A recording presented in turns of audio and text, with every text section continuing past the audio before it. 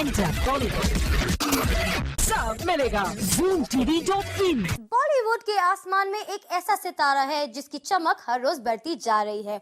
We are talking about Priyanka Chopra.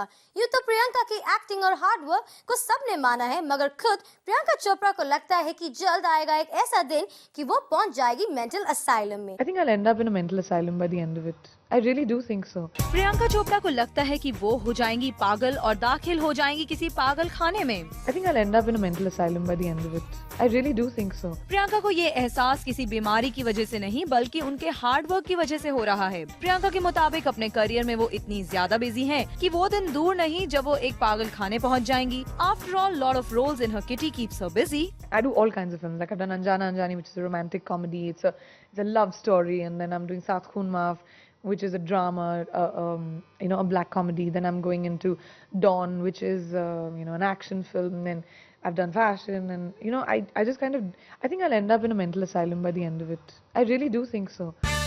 अपनी busy जिंदगी में प्रियंका ने एक चैप्टर और खोला, सात खून माफ का। विशाल भारद्वाज की इस फिल्म में वो अपने 7 पतियों का खून करते हुए नजर आएंगी और इस रोल को लेकर किलर प्रियंका हैं काफी nervous. Oh my God, I don't know how I'm going to do that film.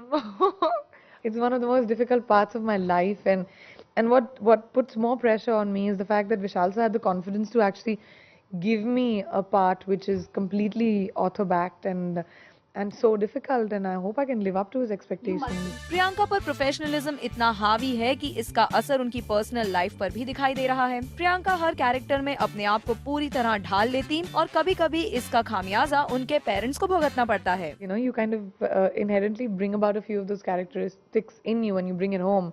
My parents notice it very much because we live together, so on the dinner table they'll know what I'm doing. Arey acha, now we have to be like this. Oh God, it's not like I suddenly will be walking around my house with a dagger in my hand. Really. Well, Priyanka को कभी-कभार ये hard work रुला भी देता है। जी ऐसा कुछ हुआ जब पेगी चॉप्स को मिला national award. I cried after I got the medal in my hand from ma'am and I walked off stage. I was so emotional.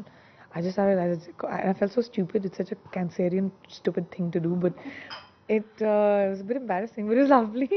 Priyanka को फिल्म्स और अवार्ड्स के अलावा ब्रांड्स और एंडोर्समेंट भी धड़ाधड़ मिल रहे हैं और कॉन्ट्रैक्ट्स रिन्यू भी हो रहे हैं, जिसका ताज़ा एग्जांपल है लक्स। तो इसीलिए हमने उनसे पूछ लिया कि उनकी फेवरेट लक्स दीवा कौन है। Madhuri Dixit, beautiful, just perfect. Well Priyanka, अगर इतना सब हासिल करने के बाद भी आप अगर थक नहीं रही हैं, तो लगता है आपने बना लिया है अपना मंत्रा कि हार्ड वर्क में थकावट हो माफ। सौम्या चंडेल, ज़ूम, दिल्ली।